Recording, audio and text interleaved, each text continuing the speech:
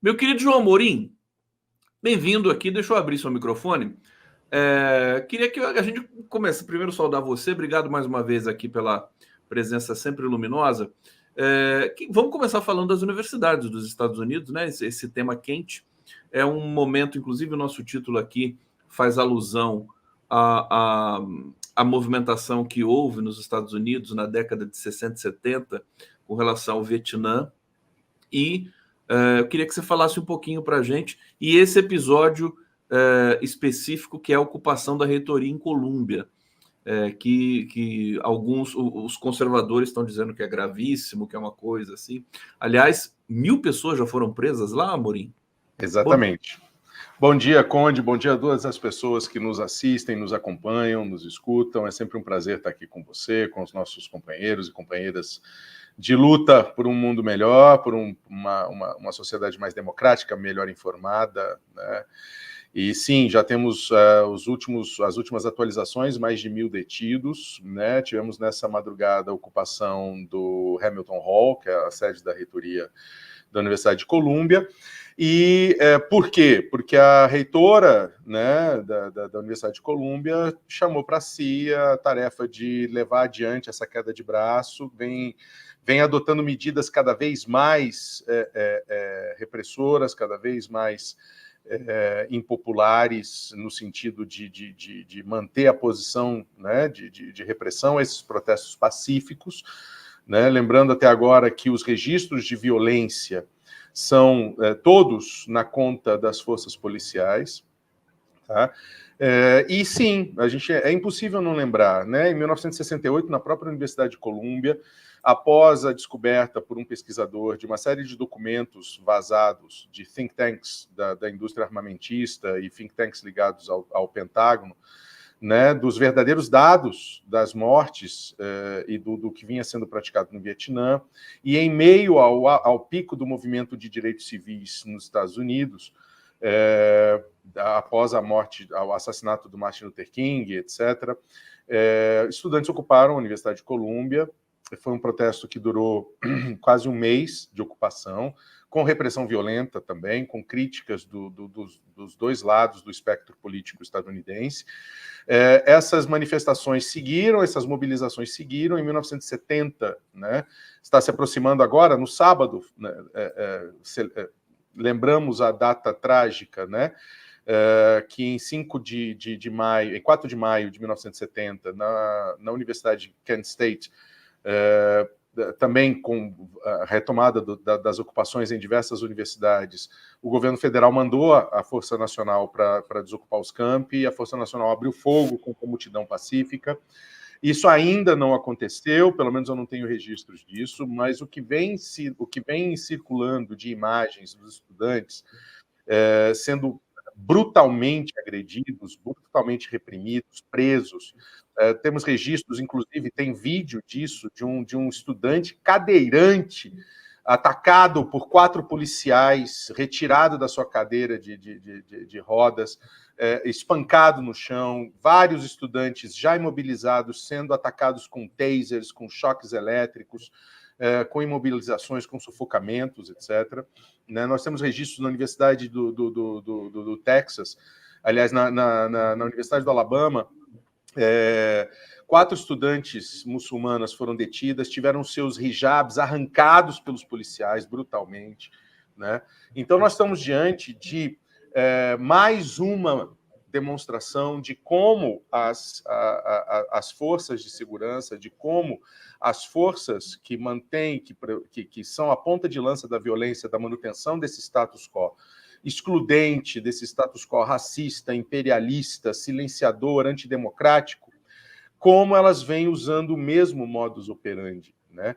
E hoje eu estava assistindo a entrevista de uma das líderes do acampamento da Universidade de Atlanta, e ela fala que o mote do acampamento, o mote da ocupação que as universidades, que é o mesmo em todas as universidades, que as universidades cortem vínculos econômicos com empresas estadunidenses, não apenas com o Estado de Israel, mas com empresas estadunidenses que financiam, que apoiam, que prestam serviços e têm contratos com o Estado de Israel dentro do grande arcabouço normativo e de ações políticas do regime de apartheid e também com o genocídio e limpeza étnica em curso na faixa de Gaza e na Cisjordânia, mas também que se impeça, né, o Estado da Geórgia, especificamente da Universidade de Atlanta, a construção da chamada Cop City, que é um centro de treinamento de policiais, que está sendo construído a um orçamento de 109 milhões de dólares, financiado, muito dessa verba é financiada pelas próprias empresas que apoiam o apartheid, e ela fala de programas que existem em na maioria dos estados americanos, que são os chamados Law Enforcement Exchange International Programs, ou seja, programas de intercâmbio programas de intercâmbio internacional de forças de segurança. Boa parte das forças policiais estadunidenses tem os seus comandos sendo treinados em Israel, e isso não é privilégio dos Estados Unidos. Aqui no Brasil nós temos isso também. Nós temos programas de intercâmbio, programas de treinamento, tanto para as Forças Armadas quanto para as forças policiais, irem treinar táticas de dominação e de ataques à população civil, de ocupação urbana e de controle, né, de manifestações. E é por isso que a gente vive assistindo a cenas repetidas de extrema brutalidade, a exemplo das táticas que são usadas por policiais israelenses na Cisjordânia, em Jerusalém Oriental, que eram, de certa forma, são replicadas também pelas forças de defesa de Israel nos ataques militares em Gaza. Tá aqui, eu estou procurando aqui, deixa eu ver se está ligado o meu microfone, está ligado sim. Eu trouxe imagens aqui da ocupação de Colômbia nesse momento. Vamos ver aqui um trecho. O prédio, né? Essa é a ocupação do Hamilton Hall, né? E aí colocando que agora é o prédio do movimento, né? Eles fizeram uma alusão a uma criança morta, não sei em que momento também histórico aqui, de manifestações em Colômbia. Vou tentar recuperar isso aqui assumindo o Hamilton Hall. Peraí, deixa eu ler aqui para vocês, vou tirar o som. Assumindo o Hamilton Hall, como feito em 1968, estudantes de Colômbia defraudam uma faixa que diz Hinds Hall, em referência a Hind Rajab, uma menina de 6 anos morta pelas forças israelenses. Centenas de estudantes comemoram quando a bandeira é revelada, explodindo em gritos de libertação da Palestina. Quanto mais os Estados Unidos oprimem essas manifestações, mais forte elas ficam, João Amorim.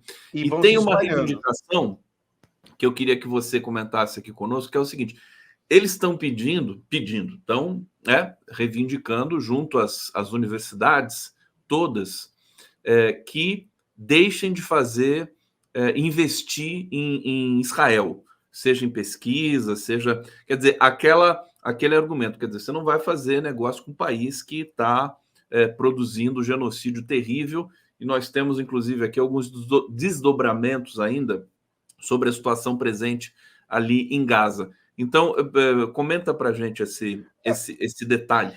A questão toda, isso se insere dentro do quadro epistemológico, do quadro de ações do chamado movimento BDS, né? Boycott, Divest and Sanctions, ou seja, boicote, desinvestimento e sanções em relação ao regime de apartheid que os palestinos vivem em Israel, no Estado de Israel e nos territórios ocupados. Tá? É sintomático que nenhum reitor de nenhuma universidade estadunidense, e isso também se aplica às universidades brasileiras, sequer se manifestou contra a destruição integral de todas as universidades na faixa de Gaza. Né? Nós não estamos falando de manifestar contra o genocídio. Né? Eu sou realista nessa questão. Né? No meu ponto de vista, obviamente, está errado, né? Não se manifestar, mas, veja, nós temos a destruição de universidades, nós temos a destruição da educação, nós temos a destruição do futuro daquele território, do futuro educacional daquele território, da formação daquele povo. É uma limpeza étnica em todos os níveis, cultural, de apagamento, de silenciamento, de extermínio do futuro, com 70% dos mais de 35 mil mortos registrados até agora, sem contar os desaparecidos, etc., sem contar as valas comuns, com mais de 500, 600 corpos, a maioria de crianças, ou seja, está sendo eliminado o futuro da população da faixa de Gaza também, tá? Então, nós temos essas manifestações, nós temos a repressão violenta dessas manifestações, e não só nas universidades americanas. Você tem... Ontem foi a polícia alemã agiu brutalmente para tentar desmontar um acampamento que pedia as mesmas reivindicações em frente ao Reichstag em Berlim, em frente ao parlamento alemão em Berlim. Policiais franceses atacaram os manifestantes na Sciences Po, na Sorbonne. Ou seja, você tem esse desdobramento. Aliás, deixa eu só fazer um comentário, claro. Que é o seguinte: a imprensa brazuca, né, para variar, imprensa convencional aqui no Brasil, Globo, Folha, etc., tenta caracterizar essa movimentação como manifestações de antissemitismo. Estão embarcando na tese de Israel e de estudantes ultraconservadores israelenses que estão nas universidades também, dizendo que a manifestação é generalizado aqui. Quer dizer, um vídeo espetacular de uma estudante pró-Israel numa universidade americana, isso circulou ontem, né? Ladeada por 4, 5 estudantes pró-Palestina, que ela está ligando para a polícia, né? E assim, não tem ninguém em volta dela, não tem ninguém encostando nela, não tem ninguém impedindo ela de falar, nem de andar, nem nada, né? Mas ela ligando para a polícia falando que ela estava sendo atacada, que ela foi agredida, que ela estava sendo ameaçada de morte, etc. E aí os estudantes filmaram, falaram, olha como se constrói o discurso, né? E aí a imagem mostrava que ela estava assim, ela chegou no acampamento, né, começou a criticar e a provocar, os estudantes não fizeram nada com relação a ela, a não ser responder às críticas, a debater com ela, a discutir com ela, mas ninguém estava ameaçando, etc. E ela ligando para a polícia, dizendo, olha, eu estou sendo atacado, eu estou sendo ameaçada de morte, eu estou sendo isso e tal. Ou seja, muito parte dessa monopolização da informação, e por isso que é importante nós conversarmos sobre isso em todos os canais que nós tenhamos acesso, principalmente aqui, né, no teu coletivo, porque é importante, porque a informação e a verdade têm sido capturadas por esses discursos ultracentralizados, unidimensionais, pelas agências de notícia, pelos veículos de mídia, e é isso que a internet vem mostrando, que a informação hoje ela circula não só nesses veículos, e é por isso que a sociedade civil tem cada vez mais essa consciência, né, e esse sentimento universal de que existem situações que não são toleráveis mais, que nós não vamos concordar mais, né? E a resistência por 70 anos do povo palestino mostra isso, tá? Mostra que é preciso lutar contra a opressão. E esse discurso, são sionistas, mas também já ouvi falar que são arruaceiros, ao mesmo exemplo de qualquer manifestação que ocorre aqui no Brasil, as corporações de mídia rotulam como arruaceiros, como... eu vejo, na verdade, um constrangimento, né, em dar vazão à realidade da movimentação, à dimensão histórica de uma manifestação dessa, generalizada, nas universidades estadunidenses e agora europeias também, você falou da França e tudo mais. Tem um constrangimento da imprensa aqui nacional. Eu fico impressionado, eu estou impressionado com o lobby, o chamado lobby sionista, como tem poder realmente nos Estados Unidos. Como ele mas isso não é de hoje. Veja, a desumanização, Conde, a desumanização de grupos sociais, a exclusão de grupos sociais, o genocídio, a limpeza étnica, ele não ocorre da noite para o dia. Não é alguém tomando café e falar, vamos fazer um genocídio. Não. Você primeiro constrói bases para você poder navegar nesse oceano de terror e de destruição, né? O monopólio das notícias vem sendo construído há décadas, né? O monopólio da voz de informação vem sendo... É impossível não lembrar do 1984, né? Quem era o ministro da voz, né? Quem era a voz? Era o cara que centralizava as informações e filtrava as informações para que tudo parecesse às mil maravilhas, É aquela coisa, perto do que está acontecendo hoje no mundo, ficção é Imagina, fichinha. É que a imagina. realidade supera Ah, em muito. o Aldous O, Huxley seria um documentarista, né? Hoje o Aldous Huxley seria um seriam documentarista. documentaristas, exatamente. George Orwell, né? Todo George mundo ali. Orwell, todo mundo. Meu querido João Amorim, Marluce Rossi, deixa eu ir para o bate-papo aqui, são Vamos muitas lá. informações. Condão aqui tem que se virar nos 30. 13º, 130M dia, onde eu acredito que o termo regulação dos aplicativos já foi abduzido pelos bolsonaristas, bolsonarentos e que entendem isso como ruim para os trabalhadores de aplicativos. Poderíamos usar lei? O que você acha? Eu só não entendi aqui. É bom dia.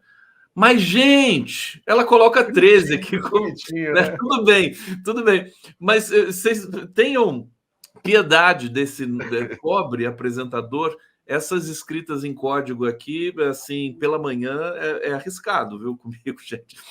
Coraline, tudo bem, bom dia. Coraline Perazzoli, essa é a verdadeira democracia estadunidense, a outra era o marketing de Hollywood. Tá ficando feio isso. Corina Ayes, os Estados Unidos não são a maior democracia do mundo? Ela pergunta. Mariângela Grando, deveriam pedir o fim do financiamento das universidades pela indústria de armamentos, tal. Iramir Araújo, imagine se as universidades vão abrir mão do dinheiro sionista. Depois tem vários comentários aqui da Neuza Santos sobre o Dia do Trabalhador, que daqui a pouco eu vou recuperar aqui.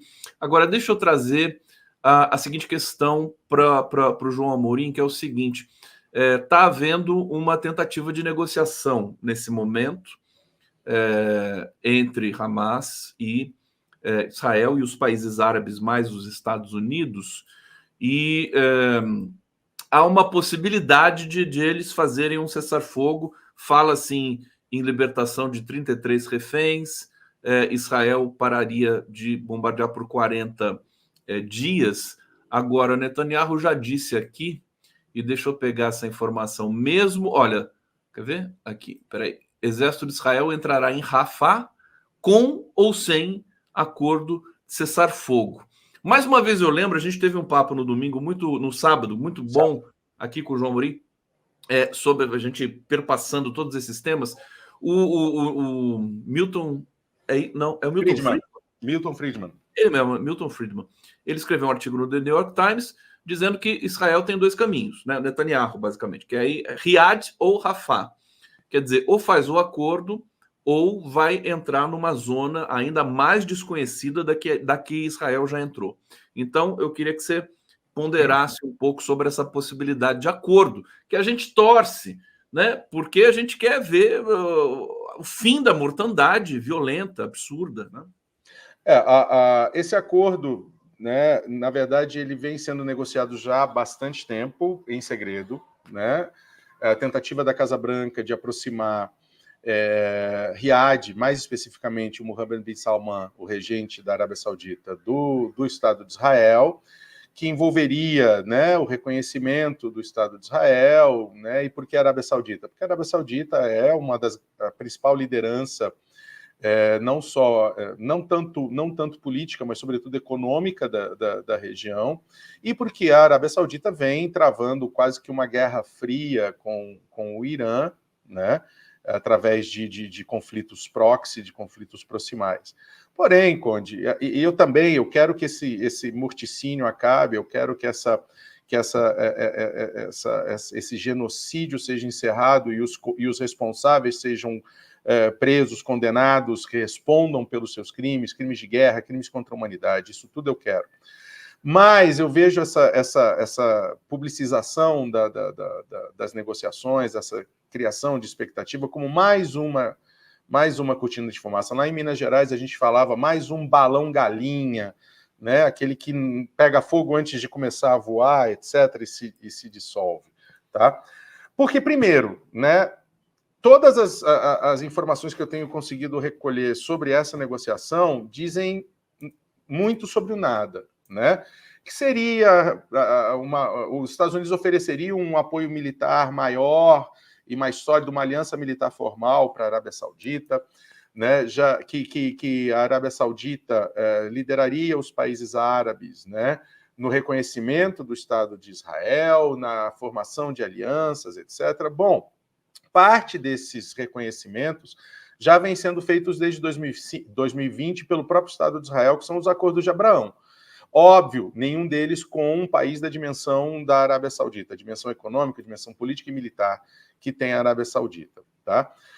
Só que, veja, nada disso faz com que a situação evolua efetivamente, ainda que um dos pontos seja a criação, né, a manutenção da política de dois estados, o reconhecimento, né, da criação do Estado da Palestina, etc. Só que em nenhum momento dessa negociação se cogita de escutar os palestinos.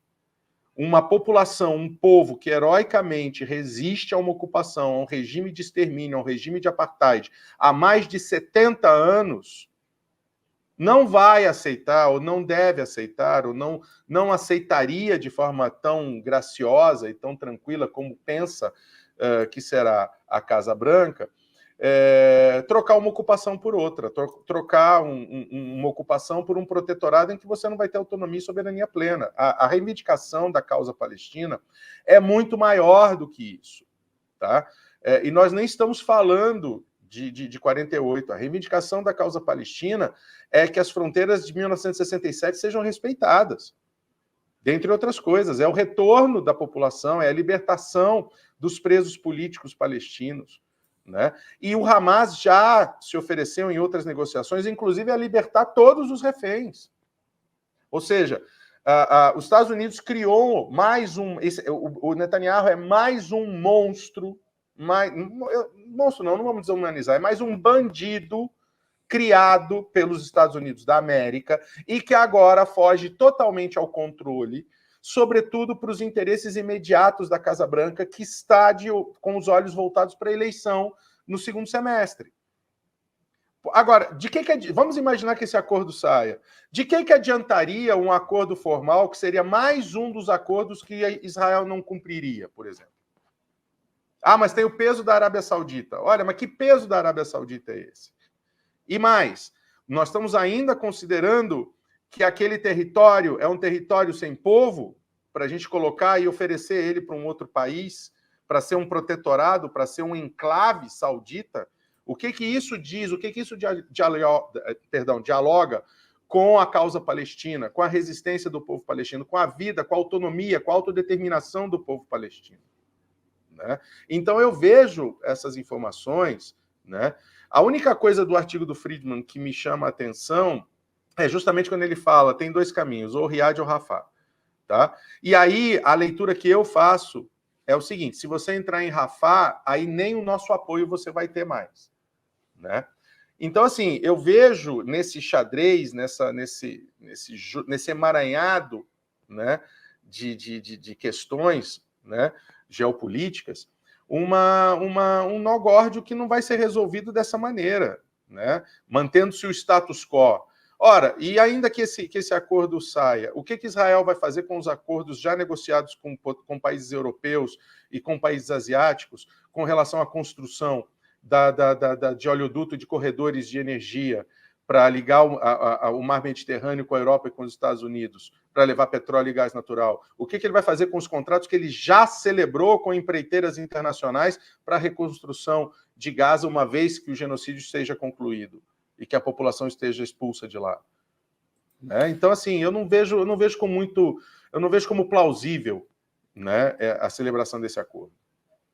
Perfeitamente. Vamos continuar acompanhando aqui, porque enquanto o acordo, enfim, enquanto não sai algum tipo de sequer, né, sentar à mesa, a gente vai assistindo mais mortes, mais atrocidades. Infelizmente. Aliás, meu querido João Amorim, aqui, empresa de Israel vence licitação de R$1 bilhão para blindados do Exército Brasileiro. E aqui tem uma nota dizendo que as Forças Armadas temem o veto de Lula, que eu acho que é a única coisa que o Lula poderia fazer nessa altura do campeonato. O que você acha dessa vencer uma licitação? Como é que Israel pode participar de uma licitação nessa altura do campeonato para vender armamento? Muitas vezes a licitação já vinha em andamento desde antes de 7 de outubro, verdade. etc. Né? Mas, assim, ato contínuo, as atrocidades, você cancela. Exato, você suspende.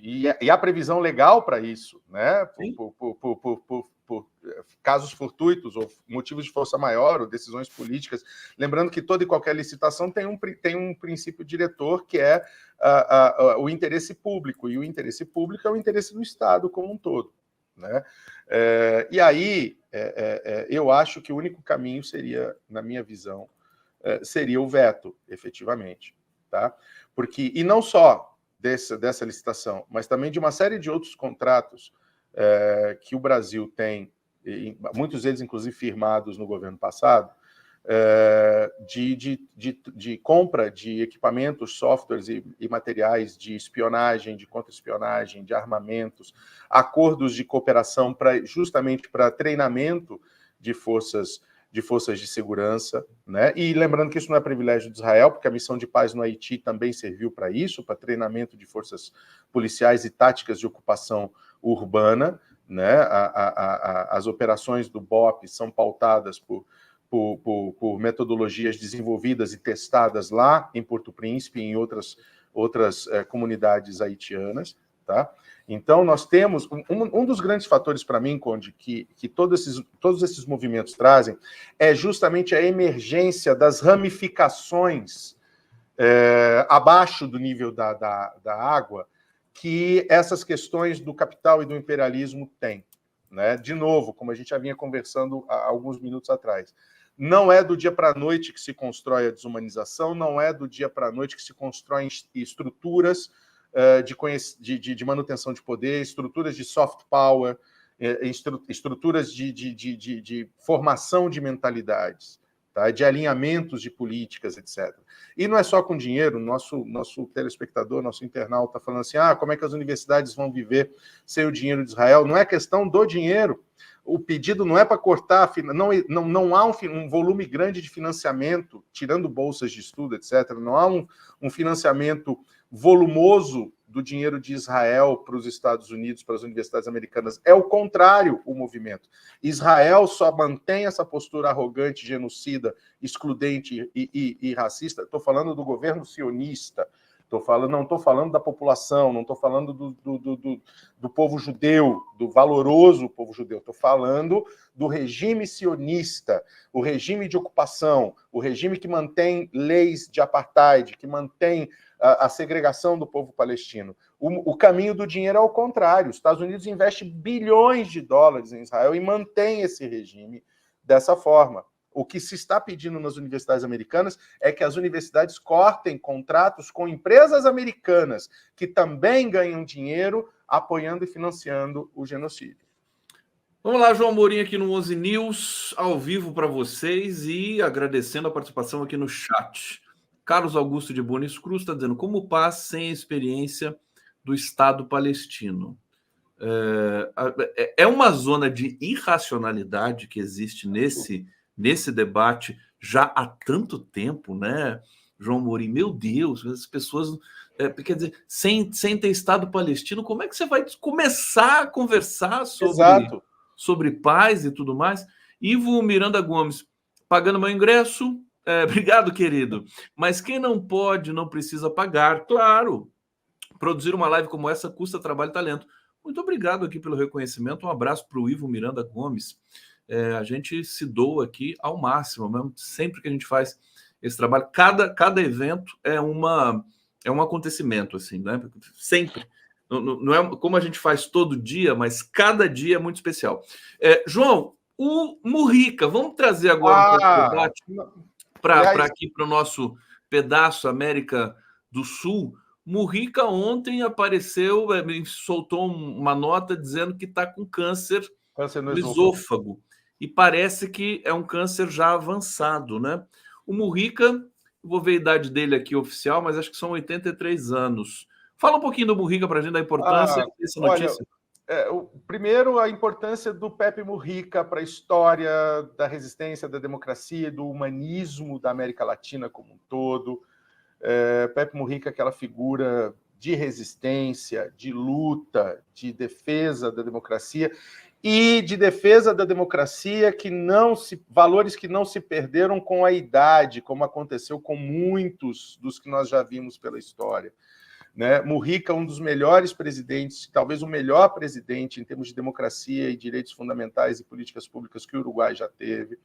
Uma pessoa valorosa que, mesmo com a idade avançada, continua com a sua coerência, com a sua lucidez, com o seu brilhantismo. E eu comentei com você nos bastidores e nas nossas conversas prévias ao programa, eu já tinha pensado em abrir o programa mandando toda a energia, toda a força, todo o axé, né, para o Mujica, de que ele vai sair dessa, né? Mas quando você me falou que estava na pauta, eu falei, não, vamos, para que tocar no assunto a gente fala. E o Pepe Mujica é um dos baluartes, é um dos anciãos da luta pela democracia no mundo. E um dos poucos que, quando ascendeu ao poder, não traiu seus ideais, ao contrário, transformou o Uruguai num país ainda mais democrático, ainda mais progressista, com políticas públicas efetivas, voltadas à população, né? Enfim, eu não tenho palavras para descrever a minha admiração pelo Pepe Mujica e o meu desejo profundo de que ele melhore, ele supere esse desafio, porque a gente precisa muito do Pepe Mujica, ainda mais nos tempos que nós vivemos hoje. A idade do Pepe Mujica, 88 anos, o Pepe Mujica, quer dizer, muito bem vividos. Ele também foi um militante, um guerrilheiro, né? Guerrilheiro dos Tupamaros. Foi preso, torturado. A história dele e da Dilma se equiparam bastante, costumam fazer essa comparação. E o Pepe, portanto... Agora, ele tem uma voz, né, na América do Sul, na América Latina. Ele e o Lula, né? São duas grandes lideranças da esquerda. Acho até que na esquerda global, viu? Na esquerda global. Esquerda global, o Mujica é recebido com toda a pompa e circunstância, também quando vai para a Europa, quando ia, né? Porque realmente, eu recebi aqui um tempo atrás, o Tarso Genro fez um mini documentário com o Mujica, foi até a casa do Mujica, andou no Fusca do Mujica, aquela história. Maravilhoso. Eles conversaram ali na casa humilde do Mujica, né? Ali num forno a lenha, tudo mais. É um vídeo que está aqui disponível no nosso canal. E o Mujica ali já estava, né, falando com alguma dificuldade, né? Já não é mais, enfim, ele está ali fortemente, a gente vai torcer muito para ele. Meu querido Amorim, temos aqui, eu queria falar do TikTok. Vamos Aliás, você me sugeriu aqui alguns temas também, eu não quero... deixa eu ver aqui. O acordo a gente falou, né? Deixa eu repassar aqui. A coisa da escravidão, né?